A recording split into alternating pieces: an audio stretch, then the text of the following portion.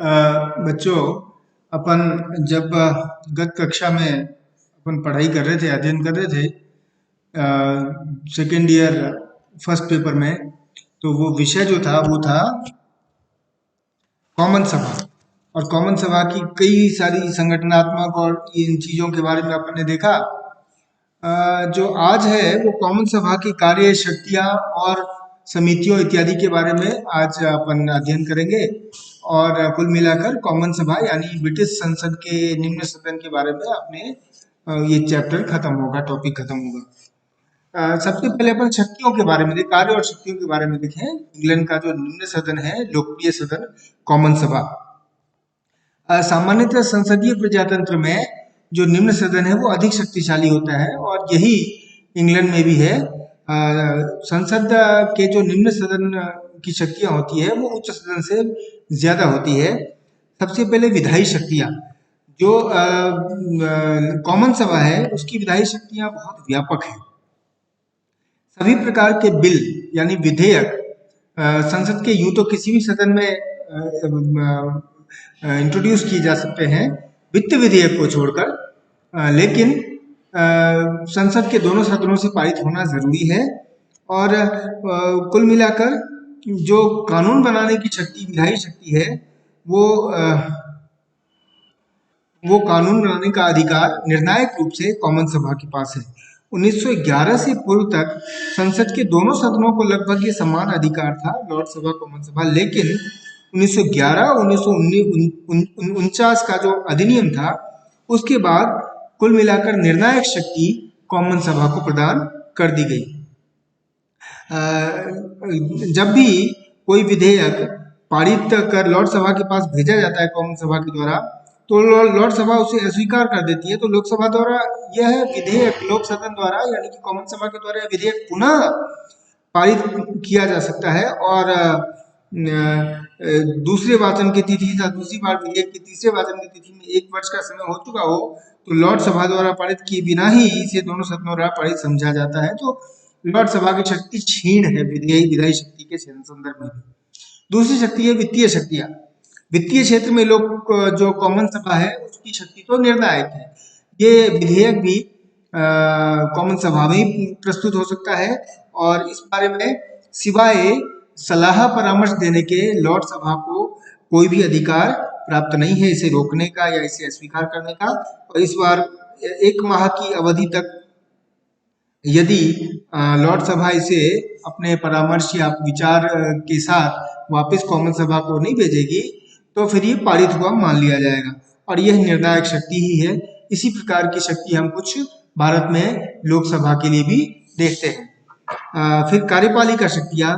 अब स्वाभाविक रूप से जो पार्लियामेंट्री डेमोक्रेसी है, संसदीय लोकतंत्र है, उसका उद्गम स्थल ही ब्रिटेन है। तो वहां पर यह अपने एक विकसित रूप में है, और इसके अंदर जो कार्यपालिका शक्तियां हैं कॉमन सभा की, वो काफी व्यापक होती है। क्योंकि कुल मिलाकर कॉमन सभा यानी लोकप्रिय सदन में जो दल होता है, बहुमत दल, उसका ही शासन होता है। कार्यपालिका का निर्माण उससे ही होता है। इसलिए जो बहुमत दल है उसी से प्रधानमंत्री, मंत्री इत्यादि बनते हैं। तो कार्यपालिका शक्तियां वाकई में बहुत ज्यादा होता है, इनके पास शक्ति होती है। और किसी भी मंत्री का मंत्री बनने के लिए कॉमन सभा या लॉर्ड सभा यानी संसद के सदस्य का होना आवश्यक है। और अविश्वास प्रस्ताव भी कार्यपालिका के ऊपर कॉमन सभा प्रस्तुत कर सकती है, यानी सरकार विश्वास अविश्वास हासिल करे, नहीं तो सरकार गिर जाएगी। फिर मंत्रियों से प्रश्न पूछना, पूरक प्रश्न पूछना, बजट पारित करना इत्यादि इत्यादि बहुत सारी कार्यपालिका शक्तियां कॉमन सभा के पास है। ये इनकी व्यापक शक्ति कॉमन सभा को दर्शाता है। कुल मिलाकर नीति का निर्धारण तो पूर्णतः मंत्रिमंडल करता है। यह हो सकता है कि उसकी घोषणा सदन द्वारा नहीं, लेकिन सदन में कर दी जाए। मतलब प्रधानमंत्री जो कार्यपालिका का प्रधान होता है, वो लोक सदन यानी कॉमन सभा में अपने किसी भी पॉलिसी डिसीजन की घोषणा करता है। सामान्यतः ये संसद ये लोक सदन का या संसद का विशेषाधिकार भी होता है कि खासकर जब सत्र चल रहा हो तो कोई भी पॉलिसी डिसीजन सदन के बाहर उसकी घोषणा न हो और वो सदन के अंदर ही हो, लोकसभा कॉमन सभा के अंदर। ये निर्णय, ये शक्तियां तो प्राप्त हैं, लेकिन इसके साथ साथ कॉमन सभा द्वारा किए जाने वाले कुछ महत्वपूर्ण कार्य और भी हैं, इसके ऊपर अपन ध्यान दे सकते हैं। वो है कि लोकतांत्रिक परंपराओं की रक्षा करना, लोकतांत्रिक परंपराओं को की मर्यादाओं को अक्षुण्ण रखना। अब लोकतंत्र है तो कार्यपालिका की तानाशाही स्थापित न हो जाए, किसी न्यायपालिका या न्यायिक अंग की तानाशाही स्थापित न हो जाए, उसको कुल मिलाकर कॉमन सभा देखती है। और कॉमन सभा निरंतर, क्योंकि कॉमन सभा में ये स्थिति है कि जो विपक्षी दल है वह भी बहुत प्रभावी होता है और इस प्रकार लोकतंत्र सुरक्षित रखता है। मैंने पहले भी बताया था कि इसके अंतर्गत कॉमन सभा के अंदर एक जो विपक्षी दल है, चाहे वो लेबर हो या कंजर्वेटिव हो, वो एक शैडो कैबिनेट, छाया मंत्रिमंडल का भी गठन करता है, जो निरंतर सरकार के सभी मंत्रालयों, सभी विभागों के ऊपर अपनी निगरानी रखता है। छाया मंत्रिमंडल वो विपक्ष का है। कुल मिलाकर उनकी कार्यों की निगरानी के लिए, उनकी कमियों को उजागर करने के लिए छाया मंत्रिमंडल विपक्षी द्वारा बनाया जाता है। तो कॉमन सभा के द्वारा ये बहुत ही निर्णायक रूप से जो लोकतंत्र है, लोकतांत्रिक मर्यादाएं हैं, उनको सुरक्षित रखा जाता है। और चर्चिल ने इसलिए इसे स्वतंत्रता की रक्षा का दुर्ग कहा, जेनिंग्स ने इसे आलोचना का मंच और लोकमत का केंद्र कहा। और इस प्रकार कॉमन सभा जो है वो लोकतंत्र की रक्षा में बड़ी भूमिका इंग्लैंड में निभाता है। एक और कार्य है, वो है राजनीतिक समाजीकरण, यानी जनता के सतत राजनीतिक शिक्षा। बेजहॉट का मानना है कि कॉमन सभा एक महत्वपूर्ण कार्य है राजनीतिक शिक्षा प्रदान करना, यानी जनमत को सुदृढ़ करना, आम जनता को राजनीतिक रूप से जागरूक करना और उनकी राजनीतिक भागीदारी को मजबूत करना, बढ़ाना।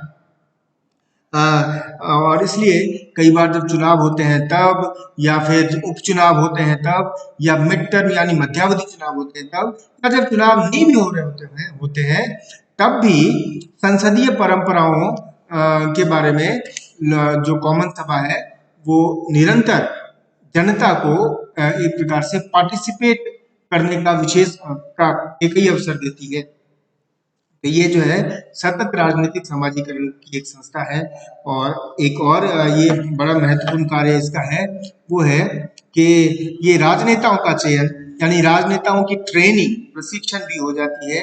और इसी से निकलकर कुशल प्रशासक, कुशल राजनेता, कुशल प्रधानमंत्री, मंत्री बनते हैं। चाहे वो चर्चिल हो, लॉर्ड जॉर्ज हो, या एटली हो, या मार्गरेट थैचर हो, या टोनी ब्लेयर हो, ये जो है कुल मिलाकर ये जो सक्षम नेतृत्व प्रदान करने वाले नेता हुए इंग्लैंड में, वो कॉमन सभा की ही देन है। कॉमन सभा में उनके परफॉर्मेंस, प्रभाव और जो पूरे नीति निर्माण, उसके कारण ये बड़े निर्णायक नेतृत्व प्रदान करने वाले माने जाते हैं।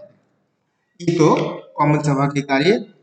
अब हमें ये भी ध्यान रखना चाहिए कि जो संसद है इंग्लैंड में, ब्रिटेन में, वो समितियों के माध्यम से कार्य करती है। देखो जो संसद है वो डायरेक्टली हर चीज को विचार विमर्श करके उसके ऊपर कोई फैसला नहीं लेती, बल्कि उसके माइन्यूट, उसके बहुत ही सूक्ष्म चीजों का भी अध्ययन होता है। और ये अध्ययन तब हो सकता है जब इसको समय एक अलग अलग कैटेगरी में, श्रेणी में रखकर इसका विस्तार से अध्ययन किया जाए। तो इसलिए संसद की कई समितियां होती है और समितियों के माध्यम से अलग अलग विषयों के ऊपर विचार विमर्श होता है और तत्पश्चात ये जो है इसके ऊपर निर्णय लिया जाता है। और समितियों के प्रकार भी जो है वो ब्रिटेन में कॉमन सभा में 5 प्रकार की समितियां होती है। एक तो संपूर्ण सदन की समिति, जो संपूर्ण सदन की समिति होती है ना। दूसरे, और ये इस तरह के सदन जो है ना, वो इस तरह की समितियां जो होती है वो सदन की तुलना में समिति में कार्यविधि कम औपचारिक तथा कम कठोर होती है। कार्यवाही के इसी लचीलेपन से महत्वपूर्ण और पेचीदे मामलों को सुलझाना संभव हो सकता है। और कार्य की गति यद्यपि धीमी होती है लेकिन बहुत ही एफिशिएंट होती है, कार्यकुशलता बढ़ती है। अ, जैसे पूर्ति समिति, कमेटी ऑफ सप्लाई, साधन समिति, committee of ways and means इत्यादि कुछ इस तरह की संपूर्ण सदन की समिति है। फिर दूसरी होती है स्टैंडिंग कमिटी, स्थायी समितियां, है ना। और स्थायी समितियां जैसे चयन समिति होती है, जैसे और भी जो स्पीकर्स के या फिर सभापतियों की समिति होती है, स्टैंडिंग कमिटीज होती है। फिर उसके बाद सेलेक्ट कमिटी, प्रवर समिति। प्रवर समिति जो ऐसे विधेयकों पर विचार करने के लिए बनाई जाती है जिसका विषय एकदम नया हो और जिन पर विशेषज्ञता के हिसाब से कुछ निर्णय लेना हो। और प्रवर समिति में सामान्यतः 5 सदस्य होते हैं और वो सभी उन विधेयक से संबंधित विषयों के विशेषज्ञ होते हैं। फिर होती है सेशनल कमिटी, सत्रीय समिति। सत्रीय समिति जो है वो सत्र से संबंधित वो सारे निर्णय लेती है, सत्र का कैसे संचालन होगा, और इनकी संख्या प्रायः 8 से 10 तक होती है। विशेषाधिकार समिति, अनुशासन अनुमान समिति, स्थायी आदेश समिति, सार्वजनिक लेखा समिति, परिनियम व्यवस्थापन समिति इत्यादि। इसके होता है निजी विधेयक समितियां, प्राइवेट बिल्स कमिटी, जो प्राइवेट मेंबर्स बिल होते हैं, जो गैर सरकारी विधेयक होते हैं, उसके संबंध में भी समिति है। तो इस प्रकार जो है ना, समिति कुल मिलाकर एक अर्ध न्यायिक संस्थाएं होती है की भांति कार्य करती है, और ये है पूरी तरह से विधि निर्माण में इसकी बड़ी निर्णायक विशेषज्ञ कार्यकुशलता के हिसाब से बहुत बड़ा इंपॉर्टेंस है, बहुत महत्व है। और कुछ संयुक्त समितियां भी होती है, जो दोनों सदनों की संयुक्त समितियां बनती है, लॉर्ड सभा और कॉमन सभा की, और इसकी रिपोर्ट दोनों सदनों में प्रस्तुत की जाती है। 1933 में से भारतीय शासन अधिनियम जो हुआ था वो संयुक्त प्रवर समिति को सौंपी गई थी, लॉर्ड सभा और कॉमन सभा को मिलाकर, उसके बाद ये निर्णय हुआ था। तो ये है, और इसी के माध्यम से विधि निर्माण की प्रक्रिया ब्रिटेन में संसद के द्वारा किया जाता है। जो विधेयक है वो भी कई प्रकार के होते हैं, सार्वजनिक विधेयक हो, सरकारी विधेयक है, निजी प्राइवेट मेंबर्स बिल निजी विधेयक है, वित्त विधेयक है, साधारण विधेयक है, ये सारे विधेयक है, इसके माध्यम से ये कार्य होते हैं। तो ये जो है इंग्लैंड में संसद का कार्य, संसद की शक्तियां, और खासकर जो कॉमन सभा है वो निर्णायक स्थिति में है विधि निर्माण के क्षेत्र में। और इसलिए इंग्लैंड को जो लोकप्रिय इंग्लैंड में जो लोकप्रिय सदन है कॉमन सभा, उसको संसदीय लोकतंत्र का एक बहुत ही जीवंत स्वरूप माना जाता है। इसके बाद बच्चों अपन ब्रिटेन के संविधान के बचे हुए कुछ हिस्सों को भी टच करेंगे, दलीय व्यवस्था है, रूल ऑफ लॉ है इत्यादि, और फिर अपन आगे बढ़ेंगे।